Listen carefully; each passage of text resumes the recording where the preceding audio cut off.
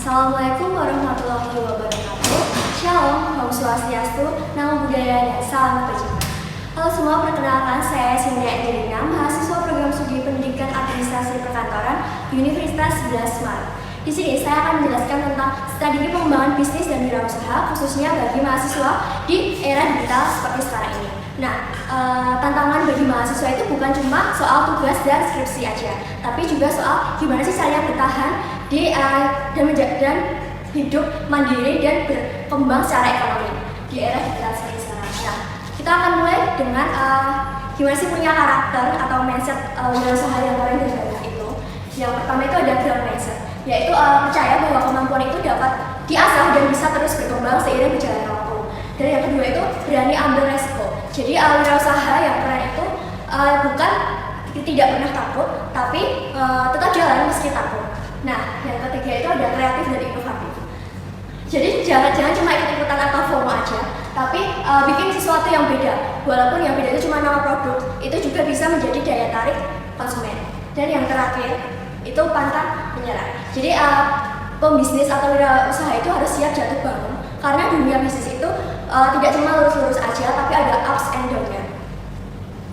Nah, selanjutnya dari mana sih ide dan peluang itu datang? Jadi yang pertama itu cari pain point atau masalah di sekitar kita. Contohnya banyak teman-teman yang sulit mencari toko fotokopi atau printeran di malam hari. Nah, kalian bisa membuka ide printeran atau print fotokopi yang dibuka 24 jam. Dan yang kedua adalah hobi kalian itu bisa menjadi cuan atau peluang bisnis kalian. Kalian pernah dengar kalimat kerja yang seru itu hobi yang dibayar? Nah, jadi misal kalian punya hobi yang hobi suka make up atau apapun itu, kalian bisa dimulai dari diri kita sendiri. Kita bisa make up diri kita sendiri, itu juga teman. Dan selanjutnya di masa depan, siapa tahu kalian bisa make up dengan target pasar yang luas dan bisa berkembang di masa depannya. Terus selanjutnya ada analisis SWOT. Jadi kita tuh harus mengetahui apa kelebihan kita, apa kekurangan kita, dan juga apa sih tren dan peluang yang sedang terjadi. Dan yang terakhir, siapa sih pesaing dari usaha yang akan kita bangun. Selanjutnya rencana bisnis. Kenapa rencana bisnis itu penting? Karena kita harus tahu siapa target pasar kita, terus juga apa yang lagi tren atau yang jadi sedang dibicarakan sekarang. Nah, kita harus mulai dari ringkasan eksekutif. Jadi kita harus mengetahui nama produk yang akan kita buat, terus juga jasa atau produk yang kita akan tawarkan, juga misi dan tujuan usaha yang akan kita buat. Terus juga kita harus menganalisis analisis pasar. Jadi kita harus mengetahui siapa target pasar kita. Dan selanjutnya tentang strategi promosi. Kita bisa mempromosikan kita lewat media sosial seperti Instagram, TikTok, ataupun Twitter, ataupun media sosial lainnya. Jadi yang keempat ada rencana keuangan. Kita harus memprediksi modal awal kita, terus juga produk atau jasa kita yang akan kita jual itu nominalnya berapa. Terus juga kita harus memprediksi keuntungan yang akan kita dapatkan. Dan yang terakhir tentang atur operasional. Jadi kita harus mengetahui siapa yang mengerjakan apa. Jadi kita harus menentukan pemiliknya siapa, dan juga bekerja sama dengan orang lain ataupun bekerja sama dengan diri sendiri atau usaha pribadi. Terus juga tentang siapa yang memimpin produksi, promosi, dan keuangannya. Terus selanjutnya kita harus juga inovasi dan digitalisasi. Jadi di era digital seperti sekarang itu tidak lepas dari media sosial. Nah, kita harus melek tentang perkembangan zaman, karena kalau kita tidak mengikuti perkembangan zaman, kita akan membuat usaha kita itu akan tertinggal jauh.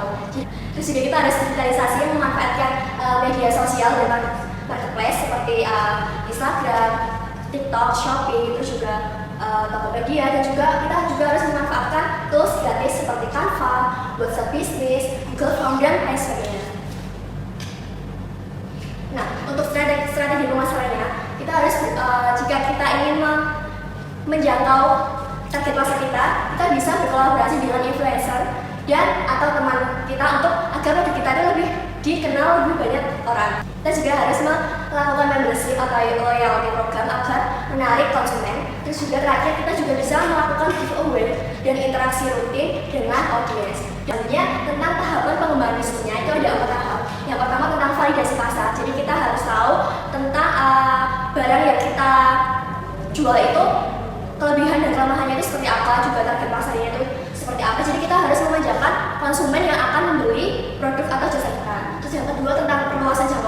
Jadi misal kita udah punya toko atau cabang dari tempat A, jika sudah ramai, kita bisa memperluas jangkauan pasar dengan membuka cabang lain di daerah lain. Terus juga yang ketiga ada memperkuat branding. Jadi branding itu bukan cuma soal nama atau logo aja, tapi juga tentang persepsi orang terhadap produk atau jasa yang kita jual. Terus yang terakhir ada diversifikasi produk. Jadi kita harus berinovasi dengan produk yang akan kita jual.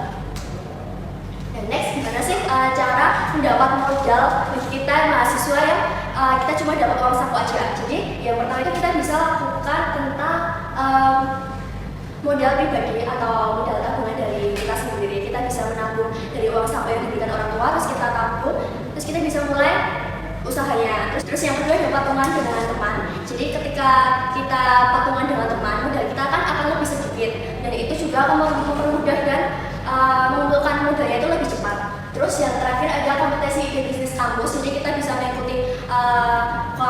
mengikuti kompetensi di kampus seperti UMKM, PKM, dan PLW untuk memulai bisnis atau wirausaha, karena biasanya kompetensi di kampus itu dimodali oleh kampus. Jadi kita tidak perlu mengeluarkan modal. Nah, dan yang terakhir tentang tantangan dan solusi dalam berwirausaha di kalangan mahasiswa. Tantangan yang dialami oleh mahasiswa itu seperti terbatasnya waktu karena tugas banyak, terus juga modal yang minim, kurang berpengalaman, dan biasanya mahasiswa itu mempunyai pikiran yang takut gagal terkait dengan usaha yang bahkan belum kita mulai. Nah, untuk solusi untuk mengatasi tantangan tersebut, kita bisa bagi waktu atau membuat to-do list, memprioritaskan mana yang harus kita lakukan terlebih dahulu. Kemudian mulai dari jasa, biasanya wirausaha jasa itu tanpa mengeluarkan biaya sedikit pun. Solusi dari kurangnya berpengalaman itu kita bisa ikut pelatihan, wirausaha, mengikuti mentor, dan gabung komunitas agar kita bisa mendapat pengalaman yang lebih luas. Yang terakhir, kita harus memiliki pemikiran kalau kegagalan itu bukan akhir dari segalanya, tapi awal dari proses belajar. Oke, kesimpulannya, buat kalian mahasiswa yang sedang ingin memulai wirausaha atau bisnis baru, kalian jangan takut, karena dari kegagalan itu kalian bisa belajar dari kalian dapat pengalaman dari kegagalan itu, dan nantinya kalian bisa jalan menuju kesuksesan. Oke, sekian presentasi dari saya. Kurang lebihnya saya mohon maaf. Terima kasih.